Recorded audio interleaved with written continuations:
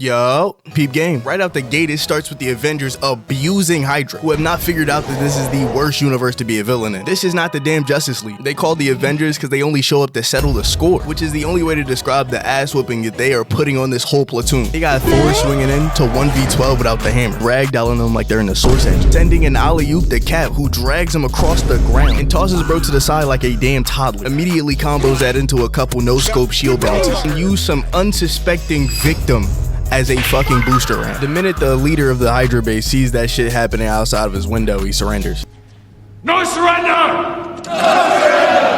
I'm going to surrender. But neglected to mention that to his own soldiers. So they're genuinely out there getting slaughtered for absolutely nothing. And there's no way they didn't murder at least a dozen of these niggas. They sent an enraged Hulk out there. And the only way to calm him down in this movie is the Pedro Pascal method. I know what kind of man you are. Now, the reason they got this federal raid is because they were hiding Loki's scepter, which Tony goes to personally confiscate, but gets his brain tickled from the back by Wanda, causing him to see an illusion of his whole team's squad wipe. Saw a vision of his own man's laying dead on the ground, resurrect, just to tell him it was his fucking fault. And Tony's really sitting there thinking, shit, that's too petty not to be true. Like, that would be some crazy petty shit. Due to this Hall of Fame psychological guilt trip, he decides not to destroy the scepter. Seeing how much raw power this shit stores, he figures he can use it to finish one of his pet projects, spending day and night giving form to the most sinister Marvel villain to ever do it, Grok AI.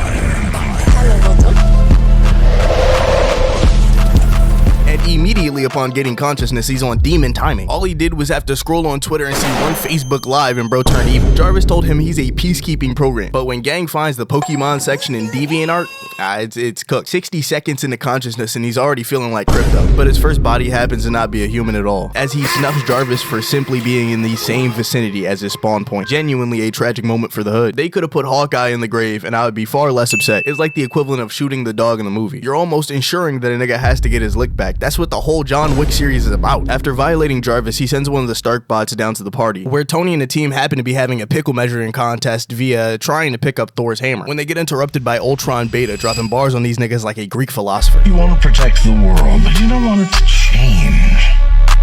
How is humanity saved if it's not allowed to evolve? Look at Tony over here trying to pretend like he don't know what the fuck going on. Proceeds to use his summons for a picture-perfect pull-up. Without hesitation, sends a beam at Rhodey's chest, sending him tumbling out this window, just to let Zorro know there's another minority hunter in town. But of course, the Earth's mightiest heroes don't let a couple clankers get the best of them, proving once again how Steve Rogers can combo anything in existence. But even with the destruction of every Ultron bot in the house, they still truly aren't free of the digital demonic presence, as he escapes through the internet and begins production of thousands of Tesla bots, slapping together a god right next to the Cybertrucks. And as the team sit in the circle and discuss the next movement, Thor violates by gripping Tony off the marble floors. He nags him about the dangerous and unethical nature of the experiment, but Tony argues you can't truly make a Grok AI without just a little bit of Mecha Hitler. Unfortunately, that little bit is all you need, which brings him all the way to Mother Russia to recruit the Maximoff siblings. And when he finally gives us an Ultron face reveal, turns out this nigga has maxed out his 2K height stat at a whopping 8 feet even. That is damn near an entire foot taller than Shaq. Bro might as well be a Sentinel. Shock is not the right reaction. You should have that mutant fear in your DNA. Ultron manages to convince them to join by listening to this sob story about a missile getting shot directly at their faces. Turns out the Stark's name was on the side of it, so now they're trying to get it back in blood. And my thing is that not fucking retarded? How are you upset about the manufacturer and not the nigga who shot the missile? That's like being upset at Smith & Wesson for making a gun that blows your whole family's top back. But either way, he got their much needed cooperation. Takes a trip down to the local prison to off the head Hydra, subtly revealing to the team that his next lick was going to be some vibranium. And Ultron slides in on the arms dealer like Michael. Had to give this guy nightmares for the rest of eternity. So he takes him to the vibranium and says it's worth billions. Big Tron gives out a little chuckle, tells him bands are never a problem, I don't even look at the price tag, explaining to the goons how the bands simply bend to his will. But somewhere in that monologue, arms dealer hears a generational bar hit his eardrum. Keep your friends rich and your enemies rich and wait to find out which is which. And he's like, wait a minute, you're biting Tony's whole flow right now. You're not really him, you're a fraud. What is this, daddy's money? He should have just shut the fuck up and took the couple bills. Gang could have been on the Forbes list, but instead he's an amputee. My nigga's gonna look like an NPC from Night City, Kano from Mortal Kombat for the rest of his life. All because he wants to look a gift horse in the mouth and shit. Get your face out of the horse, nigga. So the Avengers show up just in time not to save him. But hey, they're very upfront about their mission statement. So now they're in the factory doing this foreplay fight banter. Nobody has to break anything. Clearly, you've never made an omelet. Bitch, I see what you did there. Starts the round by gripping souls to initiate the fight, and while Tony is busy with a father-son fight, the rest of the Avengers are left to deal with Lick Silver. Not that Lick Silver, Lick with a capital L, because no amount of speed can fix the lack of brain cells. Bro goes into super speed to dodge a hammer and still grabs the hammer, which, okay, is understandable, but why the fuck don't you then have the reaction time to ungrip the hammer? All bro was useful for was Captain America to pad his stats, but unfortunately Scarlet Witch has already gotten her hands on the minds of the entire team. Got all these niggas crossfaded with a mix of Tsukiyomi and a K-hole, and possibly the worst nigga you could use this tech on. Gets his own rage used against him as a cataclysmic weapon. I'd rather you drop a fucking nuke on me than...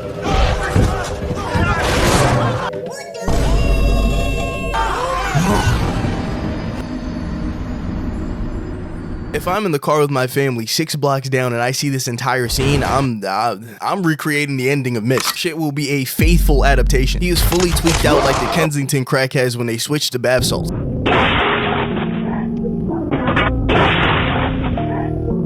Destroying every piece of public property in the vicinity. So Tony unveils possibly the flyest suit he has in his arsenal. The green cheek buster made exclusively to spread the Hulk like jelly, but his go mode on sight. And the way he's chucking these cars, his shot meter might match his skin color. He's putting up a pretty good fight, but that Hulk buster ain't busting shit. Even the Tibetan night-night technique didn't work, as he gets tossed through an entire building and starts tearing the suit apart faster than he could get replacements, turning this masterpiece of a suit into scrap metal, but eventually comes back to his senses and wakes up on a plane. And the entire team gets taken to Hawkeye's house for a sleepover, where they can braid each other's hair and talk about how to prevent the AI apocalypse. But Scarlet Witch has messed with their minds so much that the team is splitting apart at the seams. So while Thor goes to search for answers to the vision Wanda made him see, Cap and Iron Man are on the brink of a civil war, with Black Widow in the back trying her damn hardest to get her cheeks clapped. By the time they even come up with a theory of what Lil Tron could be planning, he's already got his hands on the greatest 3D printer to ever 3D print, using the vibranium circuitry to create the perfect body for him to upload his mind into. And because Ultron's base consciousness is in this thing's organic brain, Wanda could easily see its dreams, revealing that his plan all along was to summon a planetary destruction, blowing up a chunk of the earth, creating an extinction level event. And Wanda is completely fucking horrified, because she couldn't imagine the huge scary sentient AI would want to destroy humanity. Like, I don't know how that shit came as a huge shocker. And I don't know if this is a really hot take, but he's kind of spitting. If we can't make peace and you still want to talk, then let's fight. Now, as soon as Wanda figures out this fuckery, she mind controls the nurse to sabotage the experiment, causing him not only to blick the nurse, but every single employee in this damn lab. But Quicksilver gets them out of there before they can be next. The Avengers figure out where Ultron's conducting the project, but when they get there, he's already hitting the dash, like evading arrest was his prime directive. Got Captain America hitting Jason Bourne stunts to hunt him down. I don't know when Ultron got the Force, but he's been spamming it ever since, somehow leading to a scrap on top of the vehicle they were chasing. All 9 of the steroids flowing around in Steve Rogers' bloodstream united just to lodge this shield in Ultron's chest. Broski has to be borrowing the American spirit of All Might, boxing General Grievous like this, really putting his hands on Captain America in the L train. But Quicksilver saves his life at the last second, although letting Ultron escape in the process. The only silver lining being that they got the project that he was working on. Yet Tony, a man of science, who you entrusted to get Loki's scepter, used it to accidentally cause a clinker apocalypse that you're dealing with right now. And yet you're going to serve him more powerful and unrecreatable tech. All of these characters got the worst foresight imaginable. I forgot to also mention that Black Widow got kidnapped in the process of Ultron's escape, meaning that he now has a hostage to broker a deal with Tony for Vision. And while she's in his custody, he does everything in his power to pull off these aura farming techniques. I have never seen a nigga kill himself for aura in any other media. Now that Tony has Vision, he's really like, fuck that bitch Black Widow, I don't really care, and instead plans on using him against Ultron. But Captain America and the Maximoff twins do not agree with his decision, so they start bickering about what they should do until it's ended swiftly by Quicksilver. But to everybody's surprise, Hawkeye was working with them the whole time, taking Quicksilver out of the fight, leading to a mini civil war, giving us one of the rare times that Mark Ruffalo displays at least a slight bit of aura. I could choke the life out of you and never change a shade. But just when things are about to get heavy, Thor charges in and hits the pod with a bolt of lightning, filling Vision's battery and birthing a goat into existence. That's certainly a vision. Might not be the friendliest howdy, but I reckon this robo-type fella's got his reason.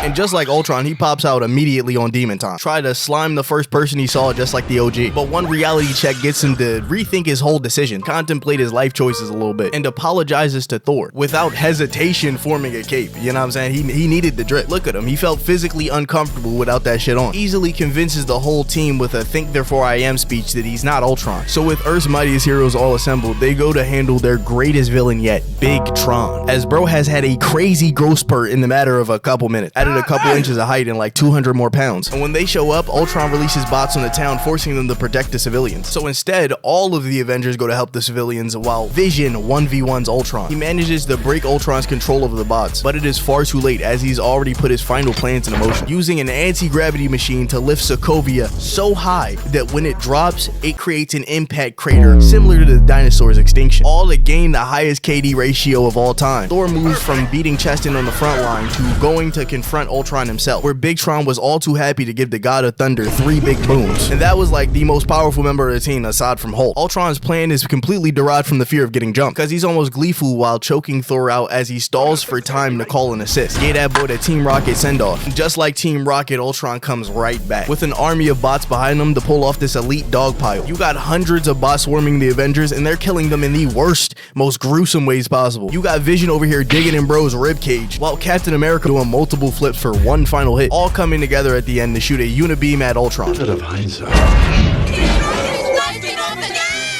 But don't forget about the huge city that they're currently standing on, which Tony almost sacrifices himself to save. So instead of letting the town drop and create a massive impact crater, Thor uses all the godly strength in his body to destroy the entire island in one swing. Are you telling me bro couldn't decimate Ultron right where he's standing? After the battle, Vision goes to have a conversation with the all but defeated Ultron, and Brody tried to lunge at him like a crackhead, so he had to put him down. Now with this arduous battle behind them, knowing that they've earned everyone's respect for saving the world once again, everyone collectively thinks to themselves, I'm sure glad we never have to deal with Sokovia again. Also, Hulk takes his stealth jet after the battle to disconnect from the rest of society. While they adapt this arc terribly, they try to take this storyline from the Planet Hulk comic, so if you want to see a review on the animated movie, it's right there. Besides that, like, subscribe, and Who's the maniac who was driving that car?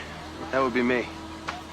Lex Luthor. Yeah, I came in with the saw. Ooh, yeah, I came in with the saw. Bitch, I play red raw. Yeah, bitch, I play red raw. Yeah.